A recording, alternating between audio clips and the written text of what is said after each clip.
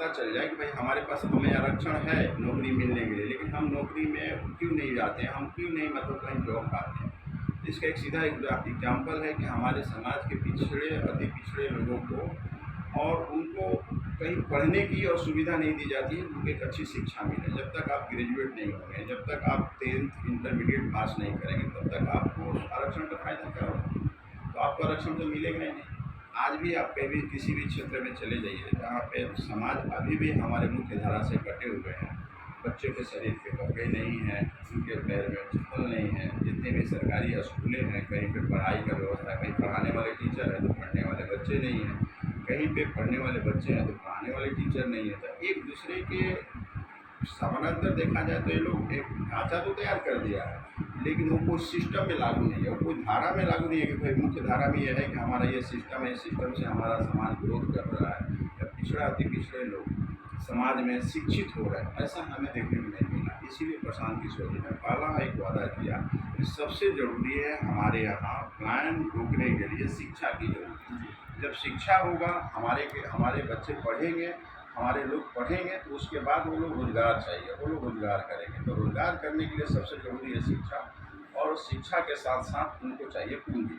तो हमारे बिहार से तो पूंजी पलायन होगा। हमारे बिहार में तो जितने भी हमारे 14 करोड़ जनता यहाँ पे पूंजी जो जमा करती है बैंक में, वो बैंक उठा के पैसे भी क्या करती है, दूसरे स्टेट में फॉरवर्ड करती है। क्योंकि हमारे यहाँ सरकारी उसको पहल नहीं करता है कि यहाँ की जनता को, यहाँ के लोगों को जो शिक्षित हैं, जो समझदार हैं, उनको पैसा दीजिए रोज़गार करने के लिए। अगर आपको पैसा मिले रोज़गार करने के लिए तो आपको क्या जरूरत है बिहार से बाहर जाने के लिए। आज हम लोग बिहार से बाहर वर्षों से जाके काम किए देखे, तो हम लोग को मालूम है कि बिहार से बाहर जाने के बाद क्या बिहारियों की स्थिति है। जीता जागता आपको उदाहरण दे रहा हूँ कि ये 2025 है, आप इतिहास याद करिए कि इससे 4 साल 5 साल पहले जब कोविड आया था तो सबसे ज़्यादा दुर्गति किस राज्य का हुआ था, हमारे बिहार का। हज़ार हज़ार किलोमीटर लोग पैदल आए, हज़ार हज़ार किलोमीटर पैदल आए हैं लोग, और अपने बच्चों को लेके कितने लोग रास्ते में डेथ कर गए हैं। मतलब ये पीड़ादायक चीज़ें हैं, कहने जैसी चीज़ें नहीं है। हम लोग जहाँ से भी थे मदद किए, जैसे भी थे हम लोग देखे, लेकिन जो सबसे दुर्गति हुई बिहार को, उसमें बिहार सरकार ने भी कुछ नहीं किया उन लोगों के लिए। और कितने लोग ऐसे हैं, कोई ट्रेन से कट गए, कोई पैदल आते आते मर गए, कितने लोग खाने पीने की व्यवस्था नहीं, उसके भूख से मर गए। कोविड में जो हालात हमारे बिहार को हुई और पूरा देश जानता है, लेकिन आज उसको वो न्यूज़ नहीं बन रहा है। आज उसको लोग दबा दिए, सब खत्म हो गया। आज वोट मांगना है, आज डबल इंजन सरकार को, बिहार की जनता को वोट चाहिए, तो नया स्कीम ला दिया है कि जो भी बाहर में है, बिहार से जुड़े हुए जो भी हमारे समाज के लोग हैं, जो बाहर में जॉब करते हैं, नौकरी करते हैं, उनको एक नया लोन दे रहे हैं, जो शायद आप लोगों को मीडिया में मालूम नहीं होगा। उनको 8400 रुपया दिया जा रहा है, 4400 रुपया दिया जा रहा है वहाँ से आने के लिए, कि आप बिहार में आइए, और जब बिहार में आ जाएंगे तो और आपको 4000 रुपया दिया जाएगा, ताकि आप यहीं पे रहिएगा और आपको वोट देने के लिए आना है। ये इम्प्लीमेंटली स्कीम है, लेकिन शायद मीडिया में ये न्यूज़ नहीं है, लेकिन हम लोग को शायद भाया भाया सुनने को मिला। और ये हम लोगों से पूछे थे, एक स्कीम तैयार किए हुए हैं। तो अब सोचिए, उनको वोट के लिए पैसा खर्च कर सकते हैं, उनको टिकट करवा के यहाँ बुला सकते हैं, लेकिन उनकी सुविधा के लिए कुछ नहीं कर सकते हैं। ज़्यादा से ज़्यादा हमारे देश के प्रधानमंत्री बिहार के लिए ये कर सकते हैं कि यहाँ के जो बेरोजगार युवा हैं उनको ट्रेन मुहैया करा सकते हैं, कि आप ट्रेन से यहाँ से सुविधापूर्वक जा सकते हैं बम्बे में और गुजरात में, और कहीं भी जाके महाराष्ट्र में आप जाके काम करिए। इसके लिए वो हैं। तो उन लोगों को मालूम है कि हमारे बिहार में अशिक्षा का अभाव रहेगा, तो लोग बाहर हमारे यहाँ आके नौकरी करेंगे, बाहर जाके काम करेंगे, और यहाँ के लोग हमेशा जब शिक्षा का अभाव रहेगा तो बाहर काम करेंगे, और बाहर काम करेंगे तो हमारी फैक्ट्रियाँ चलेगी, वहाँ चलेगी। बताइए बिहार में हमारी कहाँ फैक्ट्रियाँ खुल रही है, बिहार में कहाँ रोजगार का सृजन हो रहा है।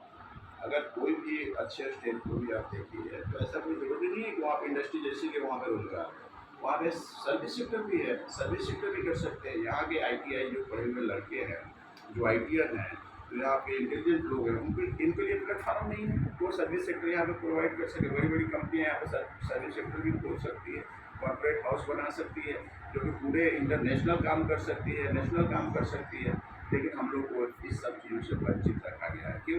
कि हम लोग को जागरूक और एक होने नहीं दिया जाएगा। यहाँ पे 3 टाइप की लड़ाई, जात, मजहब और धर्म। हमारे यहाँ जात को भी डिवाइड किया गया है, हमारे यहाँ मजहब को डिवाइड किया गया है, हमारे यहाँ अलग अलग धर्म, हिंदू मुस्लिम की बात किया जाता है। इसलिए हिंदू मुस्लिम की बात किया जाता है कि इसमें समाज बटा रहेगा तो हम लोग वोट अलग अलग एक्वायर कर लेंगे। आज देख लीजिए 30 साल से रिकॉर्ड उठा के देखिए कि अगर बीजेपी के अंदर इतनी क्षमता होती तो बिहार की जनता उसको एक्सेप्ट करती कि नहीं करती। आज तक अकेले चुनाव लड़के जितने बीजेपी अगर दम है तो हम आपको लाइव कैमरे पर बोल रहे हैं कि अगर बीजेपी की दम है तो अकेले चुनाव लड़के देख लें, अगर लोजपा को हिम्मत है तो अकेले चुनाव लड़के देख लें, एक बार चुनाव लड़के भी देखें, आरजेडी को अकेले चुनाव लड़के देख लें। कोई भी पार्टी यहाँ पे बनी हुई है, आरजेडी हो, कांग्रेस हो, बीजेपी हो, लोजपा हो या कोई भी पार्टी लड़िए, छोटी मोटी जो भी पार्टियाँ हो, कोई भी चुनाव लड़के देख ले पूरे बिहार में। क्यों? उनको मालूम है कि यहाँ पे कोई भी व्यक्ति इतने जमीन स्तर पे लोगों की सेवा में तत्पर नहीं है, लोगों से जुड़े हुए नहीं है, लोगों की भावनाओं से खेलते हैं। कोई मजहब के नाम पे, कोई धर्म के नाम पे, कोई जाति के नाम पे।